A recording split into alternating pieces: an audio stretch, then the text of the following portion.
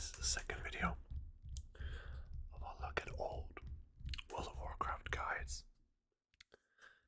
Today, we are looking at World of Warcraft Cataclysm.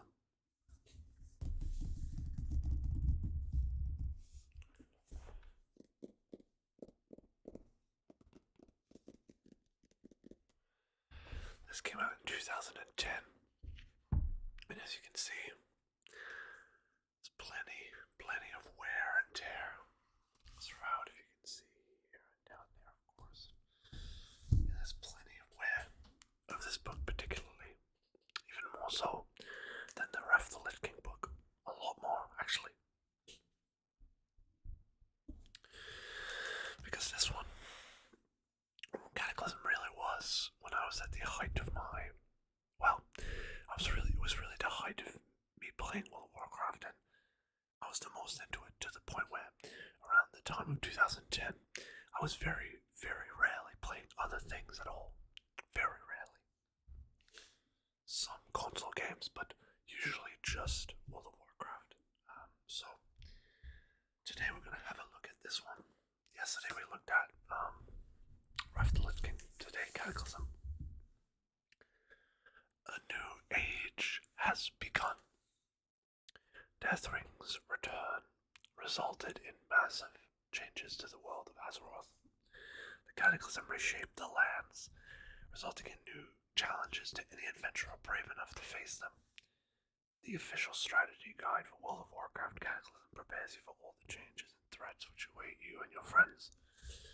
Because, of course, during the Cataclysm, you had a huge amount of differences. All the old regions of Azeroth suddenly were revamped, all different and new and shiny, and certain regions which people really disliked suddenly had new life brought into them. It says it here. The new Azeroth. The changes wrought by the Cataclysm opened new regions and changed many older ones. You won't get lost with this guide. It includes maps for every zone in the Eastern Kingdoms, Kalimdor, and the Maelstrom. And from that you can also see, compared to the other Wrath the Lich King guide, which only had 4 of the dungeons in them, none of the raids, and also only had the map of Northrend. This actually has the map of all of Azeroth. So, a new age has begun. Massive class updates. You get tips for gearing up your level 85 characters for heroic dungeons and tactics you can apply to playing solo or running with a group. Of course, in World of Warcraft Cataclysm, there was the first time in 3 expansions where, instead of adding 10 levels, you only had 5 levels, so it was 60 to 70, then 70 to 80, then 80 to 85. Then Mists, of course, Miss Pandaria did the same thing, 5 levels to 90, and then every single one from there on, they added 10 instead. It was an interesting change to see that they only added 5 levels for 2 years. Level 85 was the maximum. It's very, very odd. New allies, new experiences. Of course, Cataclysm added 2 new races, the Goblins and the Worgens. Join the fray, but even the oldest races have received updated racial abilities and all new starting zone experiences.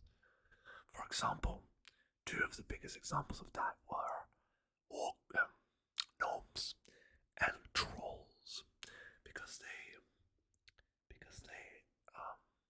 gnomes and trolls, they did not have unique starting zones until Cataclysm.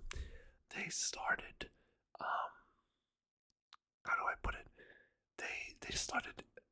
Trolls started in the orc starting zone, and gnomes started in the dwarven starting zone, so now they actually had their own unique starting zones, as well as the other races had some of their starting zones redone.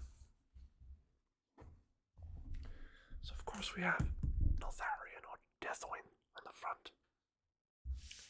Let's begin. Very strange looking at this. A very, very used book. Very used book. ton of different, well, what's it called? Chapters, I guess. Not chapters. I don't know what the word is for it, but that's okay. So we have an introduction to new players, races of the Alliance and of the Horde, all the differences, upgrading to Cataclysm, the world of Azeroth post-Cataclysm, all the different regions of Eastern Kingdoms, the regions of Kalimdor, the character classes, PvP, the professions, the bestiary, and the new achievements.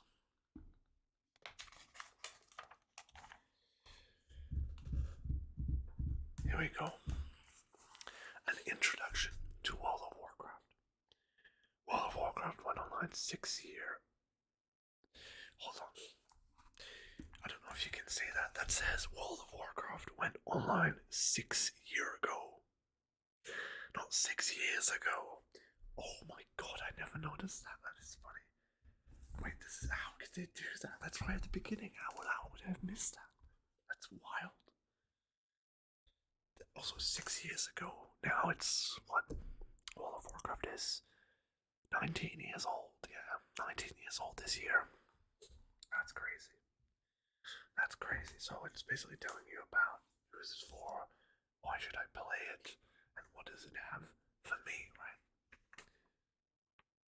Role-playing, questing, PvP, dungeons, raids, of course, there was a lot to do. And there is still a lot to do. Some things good, some things not so good. Who will I play with? Well, sometimes yourself, sometimes your friends, but personally I always played solo or with one friend, or later on when I met my fiancée, my wife, we would just play together. So addressing common concerns. Is it too complex?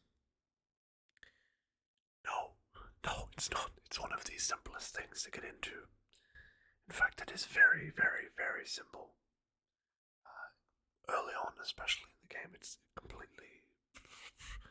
It's baby mode. Especially nowadays, it's complete baby mode.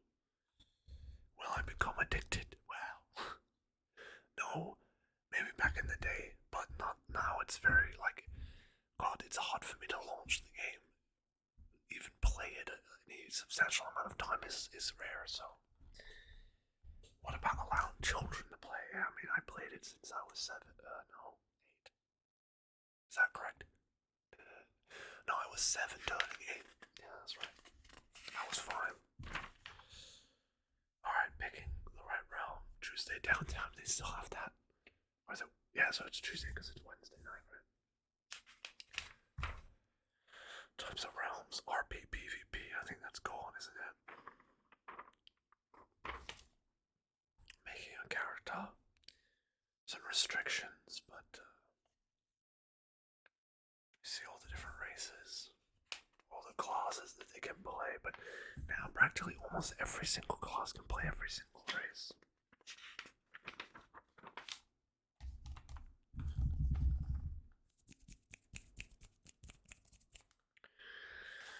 Then we have moving a character, interacting, all the simple stuff, the simple basic stuff that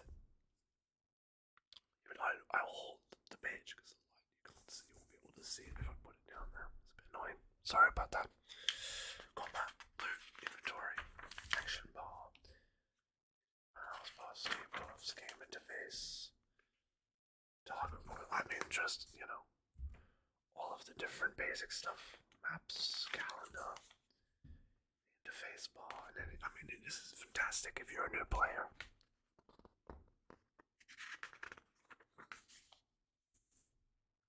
Absolutely amazing if you're a new player.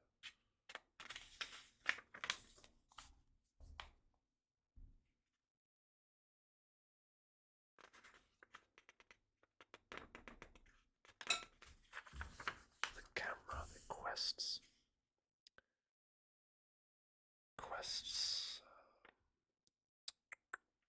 quest types, quest rewards, faction quests, failed quests, communicating with other players, channels. I mean, there is so much info as a new player. It's very comprehensive, so I appreciate that. For if you're a new player, this is quite good. Obviously, not anymore, but you know what I'm trying to say. In 2010, this would have been pretty dang good to have as a new player.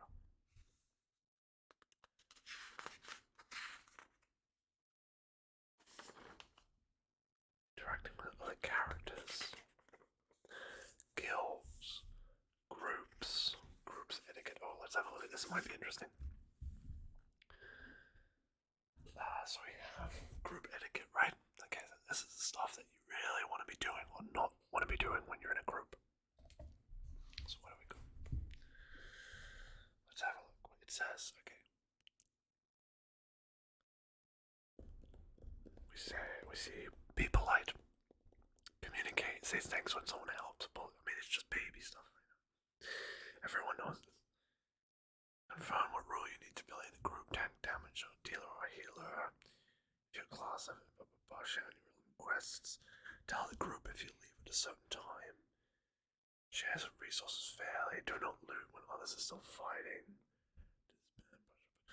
Don't whine when things are not going your way. Don't make a scene. That's all very simple stuff compared to what they have now. It's pretty wild. The different crazy rules you have to agree to play the game. So here we have dungeons are designed for groups and not solo play. Yeah, right. So we have world dungeons. We have group preparation, level requirements, dungeon preparation, wipes, bugs or pickup groups, tactics. Have fun. I mean, that is the point, though. Combat. It's very comprehensive. Very comprehensive. Very comprehensive for new players. Eating, dying, drinking. I said that out of order. Enemies, loot, inventory, half-stones, gear, of course, more common, uncommon, rare, epic, and legendary. Clothing, weapons, amulets, rings, trinkets, armor. Other ways to improve your character. Armor kits, enhancements, enchantments, glyphs, potions, and elixirs. Gaining levels. Talent trees. Traveling and transportation, so we have, traveling by foot. Buffs for running, like druids, hunters, and shamans. They did not actually say rogues, which is strange. Rogues have the most common, or the most well-known, I suppose, sprinting, swimming, flight paths.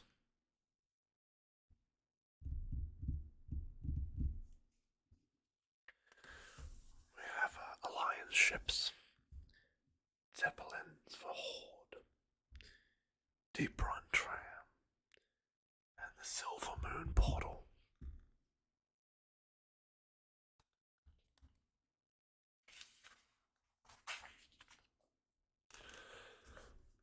Personal mounts.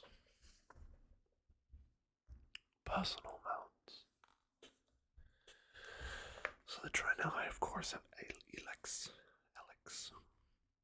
Dwarves have rams. Gnomes have mecha striders, or Meccano striders. Humans have horses. Night elves have night sabers. Morgans have none. Blood elves have hawk striders. Goblins have trikes. Orcs have wolves. Tauren have Godos. Trolls have raptors. And the undead have skeletal horses. And then of course you have warlocks and paladins who get their own unique class mounts. Mages can have portals, warlocks can summon. You have banks, money, guild soul, this kind of stuff. There's so much. This has all become trivial to someone who's played the game for so long, but for new players, I can imagine this is a lot. This is a lot to take in if it's your first time playing any MMO. So the auction house.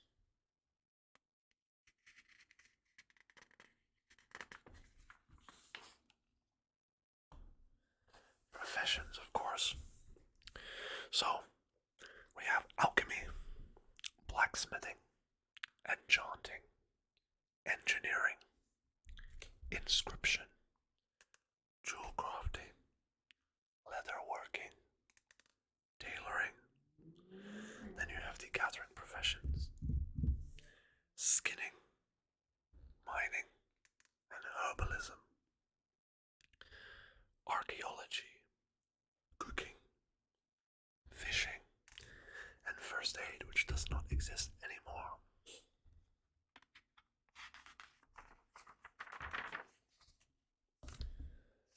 Customizing the game interface, of course, again, basic stuff, macros, in-game holidays, companion pets, this sort of stuff.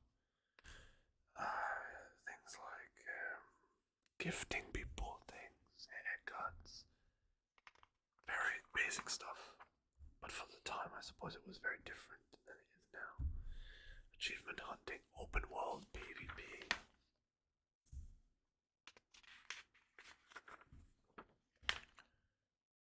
I don't know why. This is all. Oh, there might be some notes. This is interesting. There may be some notes around. That's funny. So we have some abbreviations, right? So that you wouldn't understand if you've never played one of these games. I don't know why it has certain things circled. I don't know why. Remember, I was at 11 or something when I got this, or 12. Yeah, 12. Add, Alt, AOE, AFK, of course, away from keyboard, aggro. Auction house, battleground, buff, cheese, critters, crowd control, damage, yeah, damage over time, DPS, XP.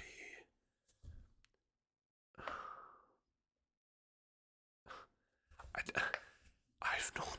It's so funny that this says it here. I have not seen anyone in the last decade say for the loss. Or, I mean, even for the win. That is so crazy. That is so crazy. That there. Genk, of course. Good game. Game Master, grief for grinding.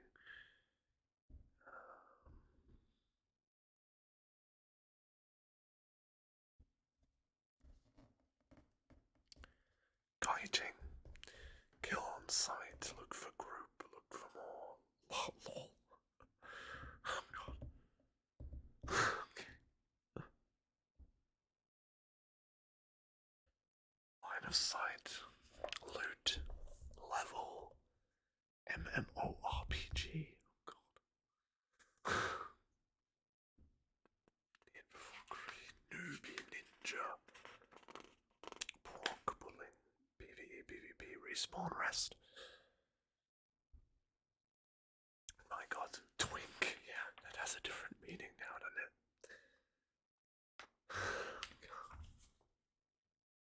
Good god. Yeah, that's funny. Alright. Let's have a sip of water.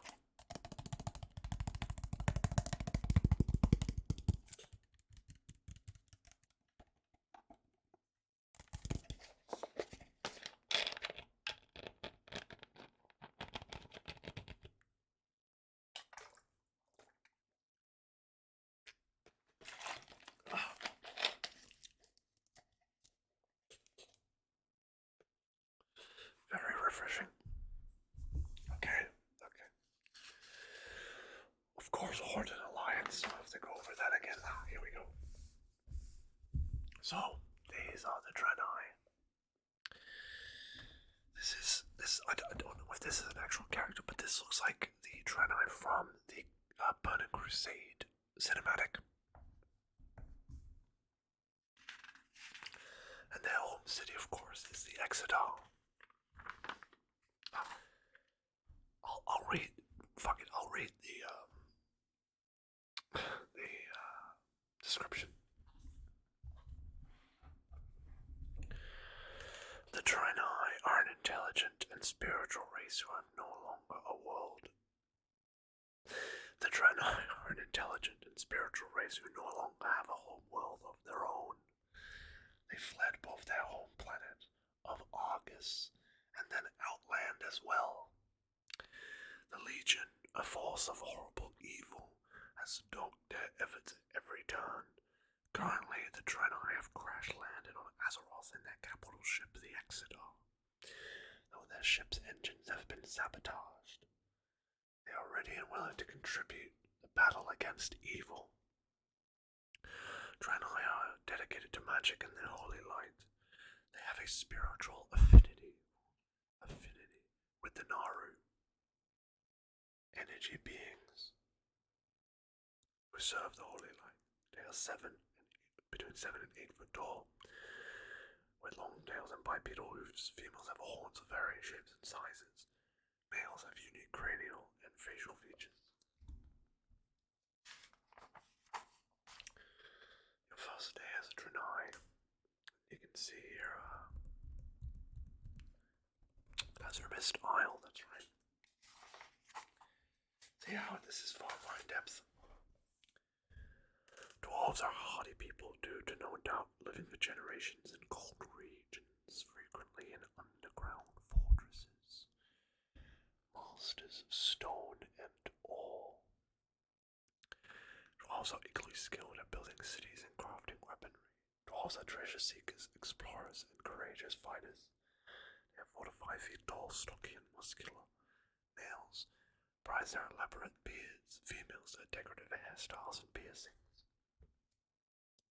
Their capital city of Ironforge.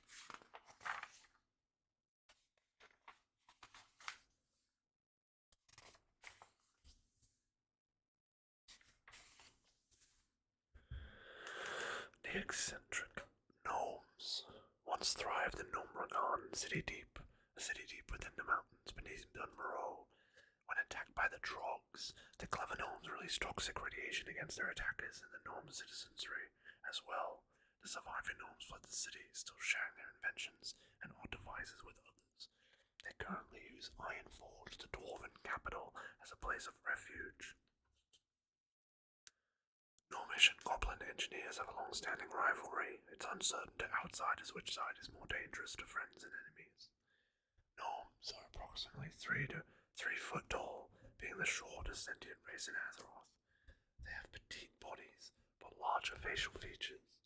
Gnomes have only 4 fingers on each hand. Males and female gnomes are known for their outrageous hair colors.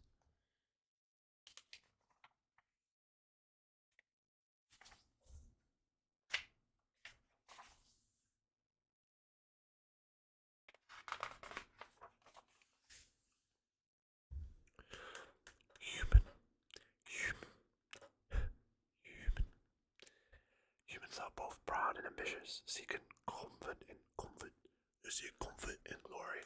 to change the world around them. Many humans are laborers working in the farms and mines and lumber mills outside Stormwind, eagerly taking all that nature offers. Humans are courageous knights paid from the battlefield and loyal to their comrades.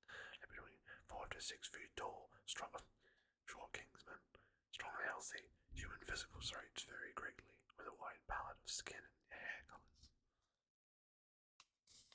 Of course, come from Stormwind. Elwyn Forest. Here we have the Night Elves. They are perceived as aloof and solitary, preferring nature to conventional cities and company of their own kind to that of other races. Rather than using nature as a resource, Night Elves seek to be in rhythm with the natural world. They blend magic and the forces of nature for their protection and strength. This belief places Night Elves in strong opposition to Blood Elves, who consume tremendous magic against the flow of nature, and who continue to place ambition before reason. Night Elves are approximately 7 foot tall. They are lithe and athletic. All Night Elves have prominent eyebrows and very long ears. Males have elaborate facial hair. Females have facial tattoos. And their home, Tree of Teldrassil.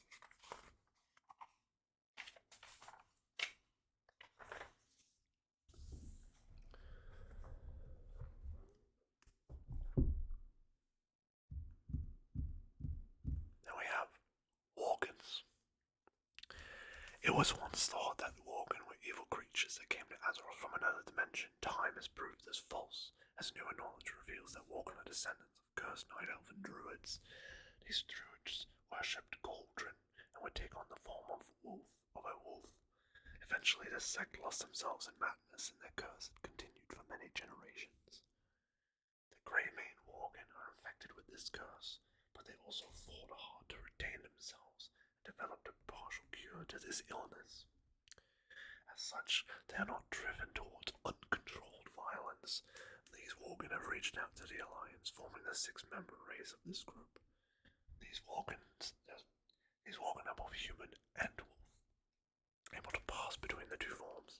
They have full control over themselves, but appear as true Worgen when in such a form, growing thick hair and possessing a canine appearance. And the capital city of Gilneas.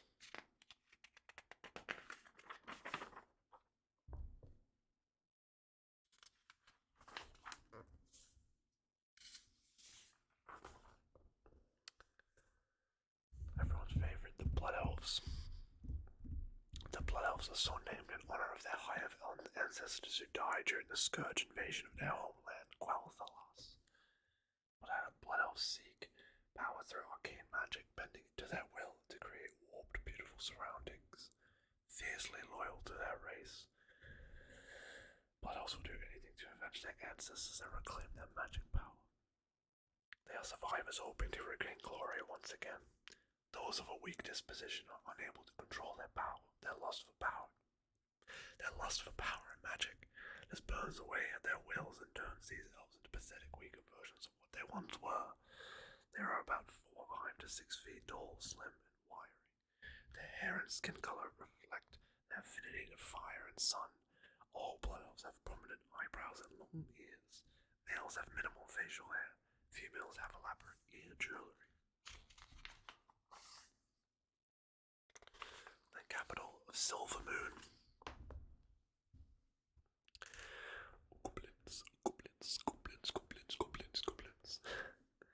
Goblins are a creative race that often fails to see the forest for the trees. This might be because of their penchant for cutting down entire swaths of landscape. Many goblins have a fascination with technology and innovative engineering, often found on neutral ground. Many goblins weren't interested in taking sides between the Horde and the Alliance. There isn't much profit in the choice because it closes out the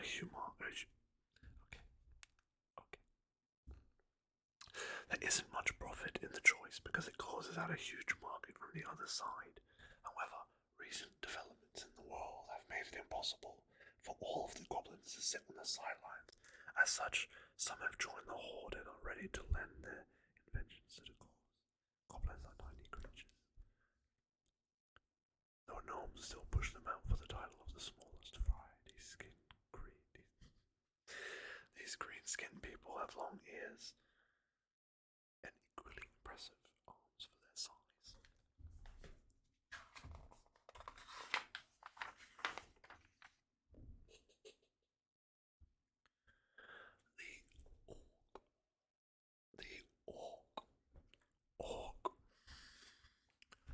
Orcs are large and terrifying to their enemies, but after numerous wars, the orcs seek peace and a return to their shamanic heritage.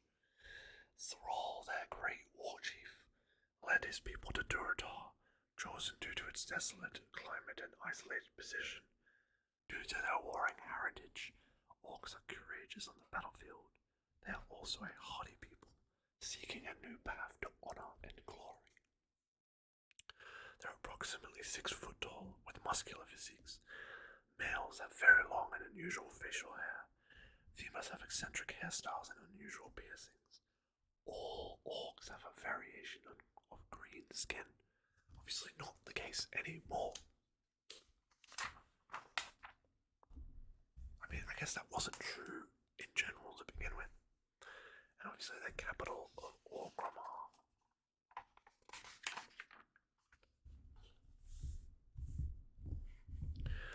The Tauren are a spiritual and nomadic race, wandering the plains for survival, seeking the will of the Earth Mother, though inherently peaceful, hunting prey.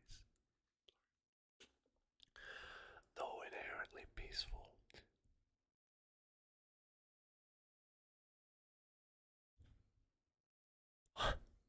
hunting skills are prized as being part of the natural order, tribal in nature. The Tauren have reunited under the rule of Bane Bloodhoof in majestic Thunderbluff. Tauren are 6 to 7 foot tall with large bulk and weight, very large bulk and weight. They have long tails and bipedal hooves and only 3 fingers per hand. Both males and females have horns of varying size and shape. Let's pay attention. My God. I'm struggling with the words I'm trying to say. Let me angle the microphone a little bit more so I can go into both sides easily. This is easier. This is easier.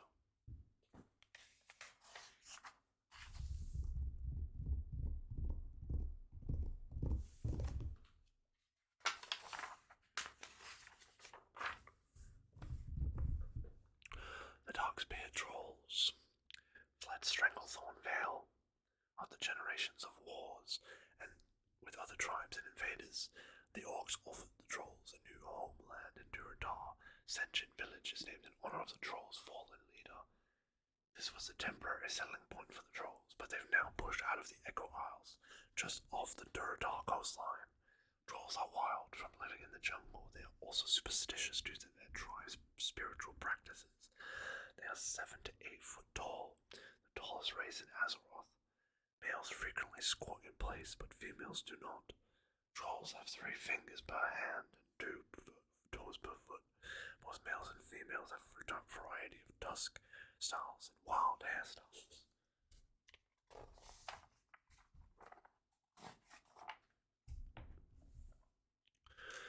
A renegade group of undead broke away from the Scourge army and the rule of the Lich King, led by Sylvanas Windrunner. This group of undead call themselves the Forsaken. Did you think we had forgotten? Did you think we had forgiven? If you know that, that's pretty cool. Hated by the living but unwilling to return to the control of the Lich King, the Forsaken wage a continuous battle for their independent survival. They didn't choose undeath, but they see that it has its benefit. They are 5 to 6 foot tall, scrawny and gaunt. Their skin is deteriorating, and their hair is unkempt. Both females and males have a variety of decomposing features. How lovely. Of course, their capital of Undercity. That's it for the races. Now we have the classes, of course. Druid with balance, feral combat, restoration. Hunter with beast mastery, marksmanship, and survival. We have mage with arcane, fire, and frost. We have paladin with retribution, holy, and protection.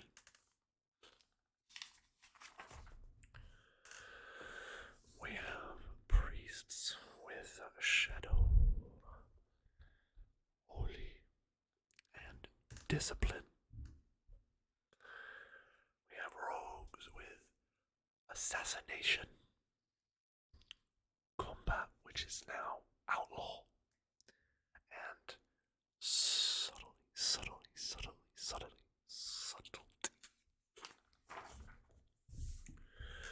We have shamans, or shamans. We have restoration. We have enhancement and elemental. We have warlock, affliction, warlock, destruction, warlock, and demonology, warlock. We have warrior, arms, fury, and protection. Protection. And of course, Death Knight with unholy frost and blood.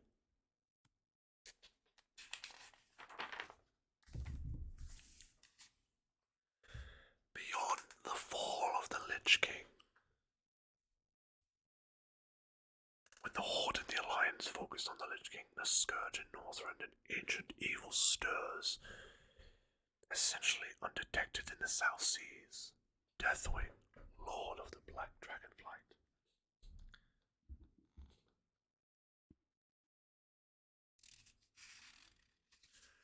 This is the world you have entered. These are the enemies you must face. Seek out allies, rediscover the world, and uncover Deathwing's plan. So, of course, the portals where they were vanished after the beginning of Cataclysm. All the portals disappeared from Shatrath and Dalaran. You can now use flying mounts in Azeroth. And on top of that, you also had 5 new zones, of course. Mount Hyjal, Vashir, Deep Home, Uldum, and the Twilight Highlands.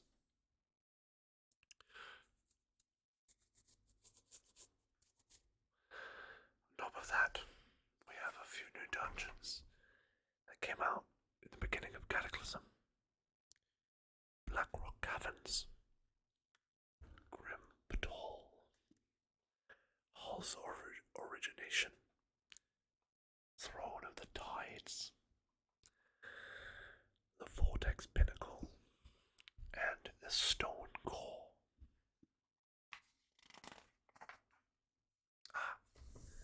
You can see the geographic upheaval, right?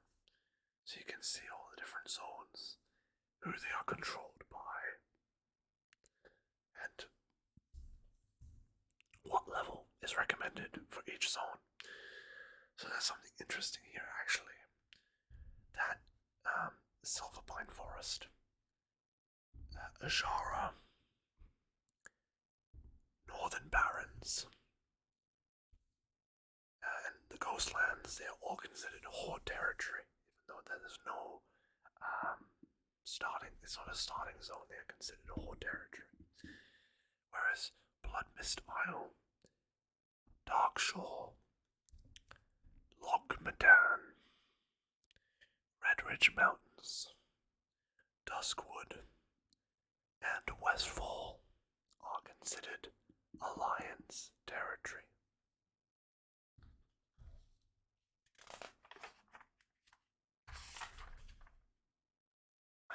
I think I wrote this, like you can see all the pen that is used to circle and undercross certain words.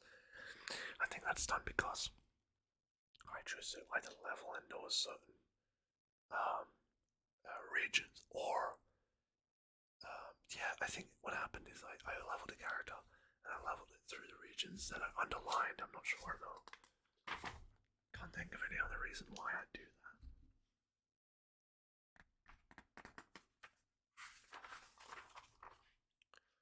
See currency and all this kind of stuff. All the changes. see all the new reputation, all the different factions now. So the new factions of Cataclysm include the Guardians of Hyjal, the Earthen Ring, Darazane, Ramcan, the Wild Hammer Clan, and the Dragon Maw Clan, and as well as the Tolbarad Wardens and Hellscream's Reach, which all provide different types of rewards, such as, for example, the Reigns of the Brown Riding Camel if you become exalted with Ramcan.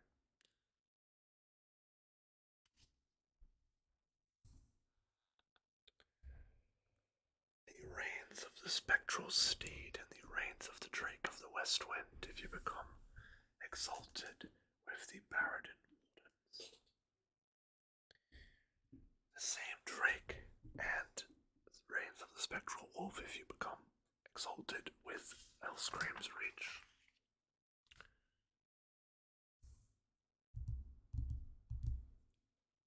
This talks about guilds. Creating a guild.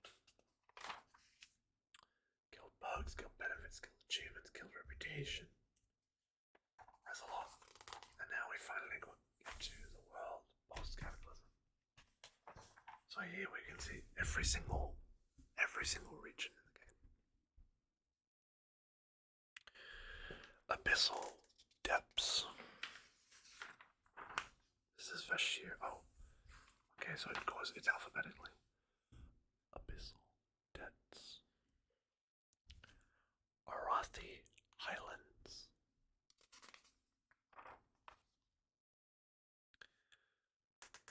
Badlands. I shall also point out some areas in the regions that are important, such as Stromgarde Keep, Hammerfall, and Refuge Point. Uldaman, Fuse Light, and New Gargoth.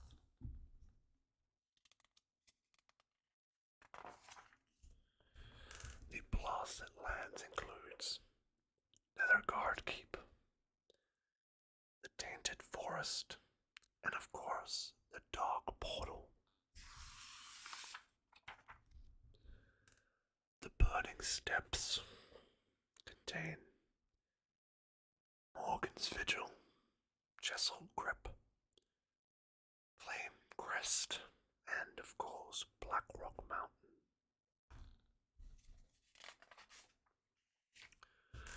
Deadwind Balls. It contains nothing but Garazan, of course. Very important, very, very important place in the World of Warcraft lore. Dunbarrogue contains Nomragon, Coldridge Valley, and Ironforge. Duskwood contains Raven Hill, the Twilight Grove in the center, and Darkshire in the east. The Eastern Plaguelands contain the Gate to the Ghostlands, Stratholme, of course, the ruins of the Scarlet Enclave and the Epinol.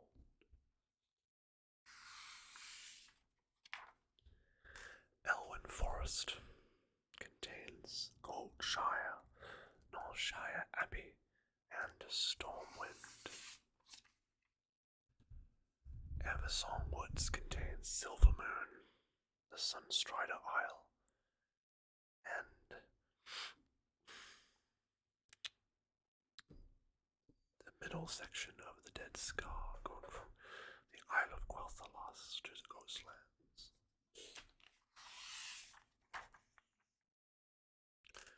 Here we have the Ghostlands with Deathholm, Suleiman, and Tranquillin.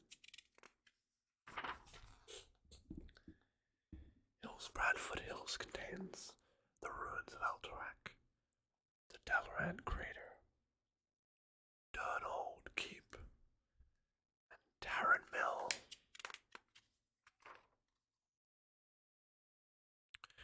Iron Forge with its halls of explorers, the military ward, the mystic ward, Town and the Great Forge. The Isle of Quel'Thalas, of course, with Sunwell Plateau and Magister's Terrace.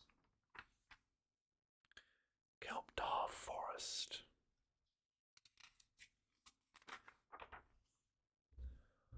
Loch Madan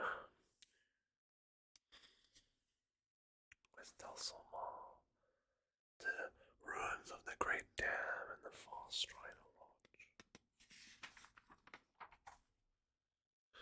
Northern Stranglethorn Vale, with of course Zul'Gurub, Fort Livingston, and the Nesingwary Expedition. Red Ridge Mountains, with Lakeshire and Stonewatch. The ruins of Gilneas, with of course Gilneas City, Duskhaven, and Greymane Manor.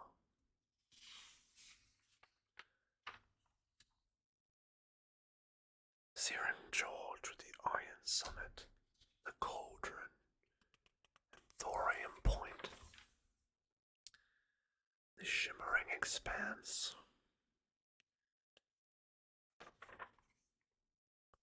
Silvermoon City. Silver Pine Forest with Shadowfang Keep and Fenris Isle.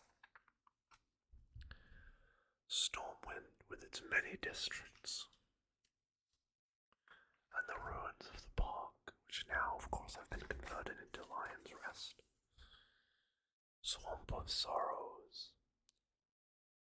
The Temple of Dalakar, the Harborage, Stonehard and Bog Battle. The Cape of Stranglethorn with the Gurbashi Arena, and of course Booty Bay. The Hinterlands with Theradane, Jinth Delore, Raven Tusk Village, and Irie Peak. Terrasfall Glades with Death Knell, the Scarlet Monastery, and the ruins of Lordaeron. The Tolbarat Peninsula. The Twilight Highlands with Highbank, the Maw of Madness, Firebeard's Patrol, and the Bastion of Twilight. Undercity with its four quarters. The Western Plague Lands with Endahall, Hotglen, and Scholomance. And of course, Westfall with Sentinel Hill, Moonbrook, the Dead Mines, the Raging Chasm, and Wetlands with Menethil Harbour and Dun Gaz, Dun Mador. Then we have Kalimdor with Ashen Vale.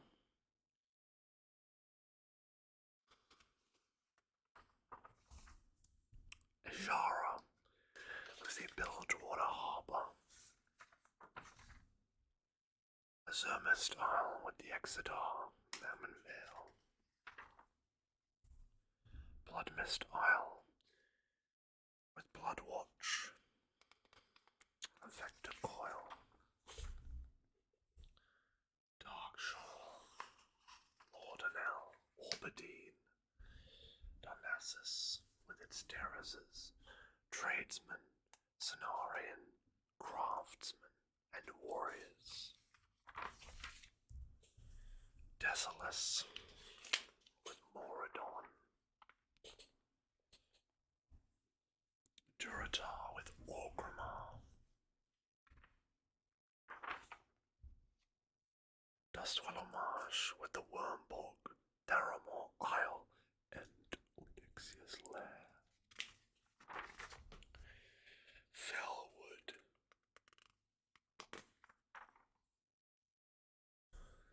Feralas.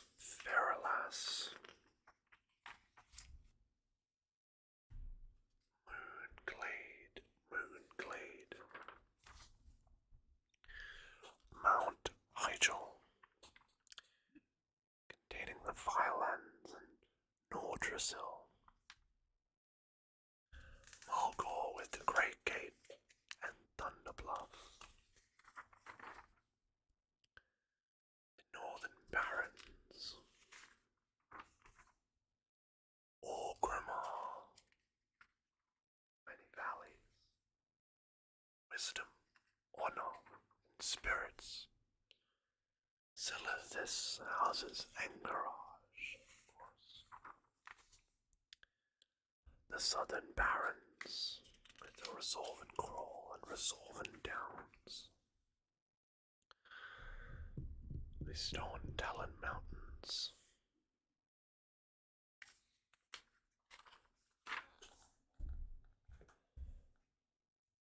One moment.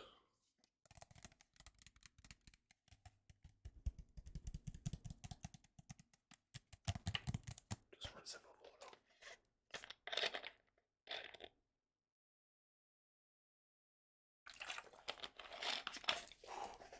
Okay. Tanaris. Gadget Sand, the Caverns of Time, Sulfurak, and the Valley of Orchards.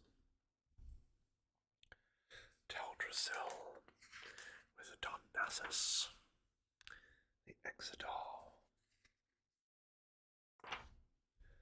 Thousand Needles.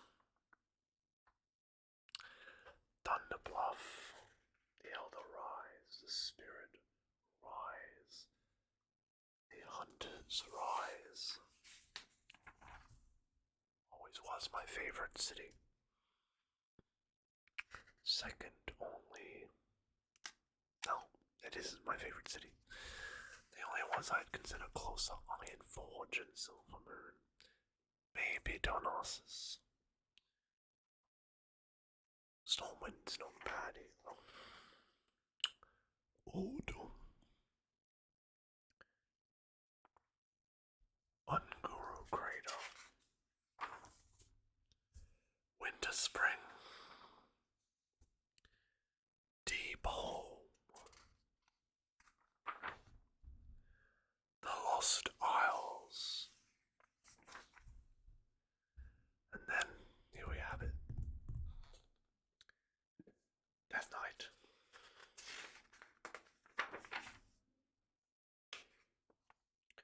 And it shows you every single class with every single spec. It is very in depth, so that's very good, but we're gonna pause that.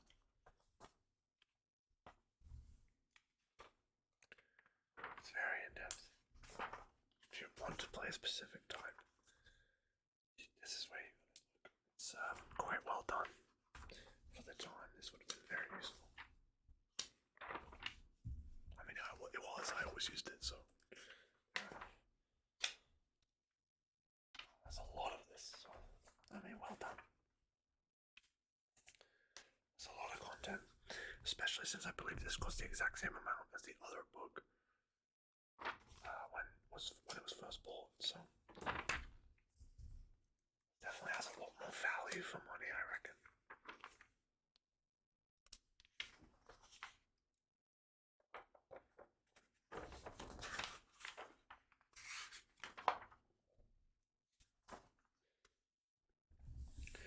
Here we have all the different battlegrounds. So we have the 10 versus 10 battlegrounds. Warsong Gulch. Twin Peaks. The battle for Gilneas. Then we have the 15 versus 15 battlegrounds. Like Arathi Basin. The Eye of the Storm. And the Stray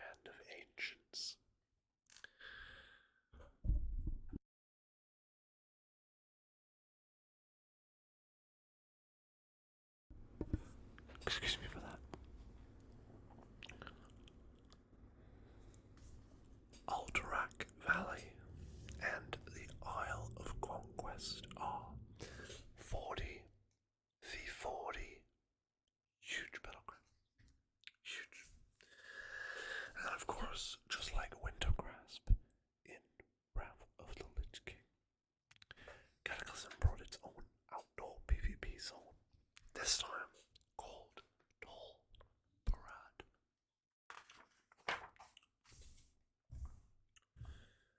Of course, here we have professions. So we have alchemy,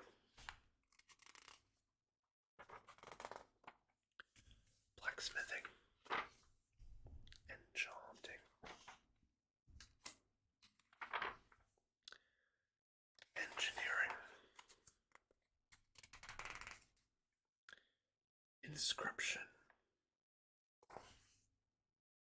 jewel crafting, leather working.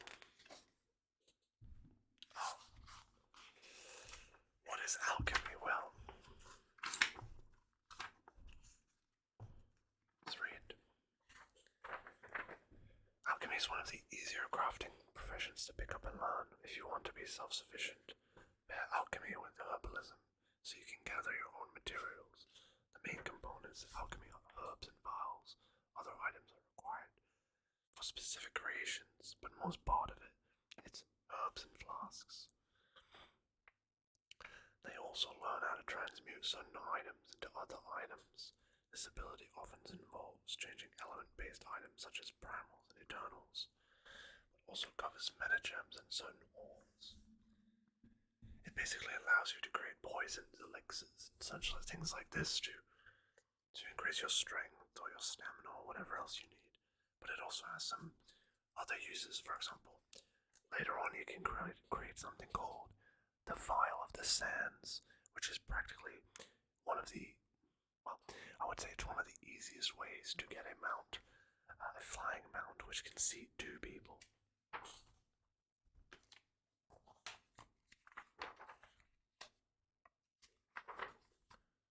So yeah, leatherworking. No worries. No worries.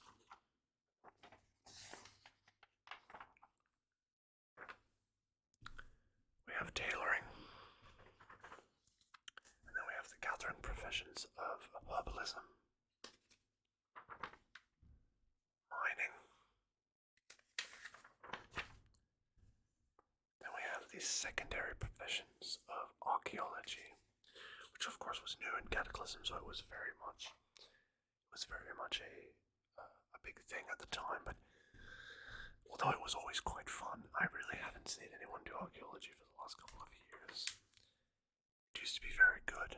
Some would say overpowered at some point, but because of the certain things you could get from it. But then all of a sudden, like no one used it anymore because they didn't really keep up with it.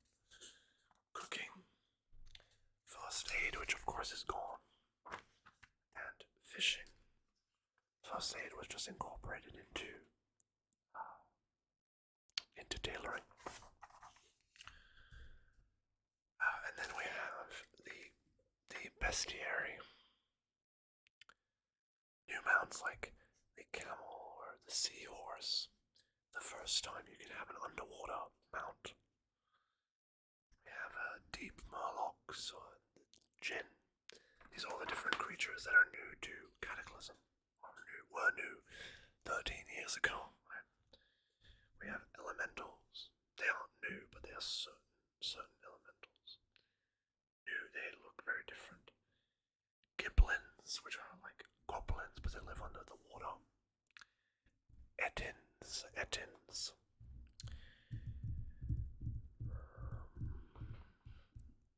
Hobgoblins. Pygmies.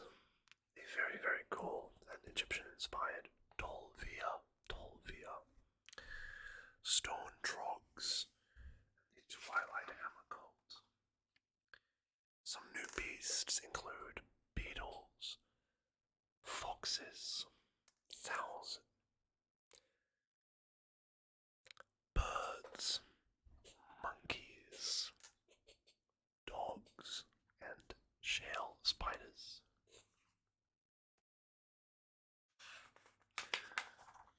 It actually doesn't include a list of all of the achievements you can make because that would make the book ridiculously fat. there's a ton of new achievements. And that was it. That was it. That was the book. I have an ad for The Shattering, which I believe that was one of the first. That must have been one of the first times that they wrote books about World of Warcraft. Like actual novels, right? I can't remember. Maybe there was ones before that, but for a reference game, but I'm not sure.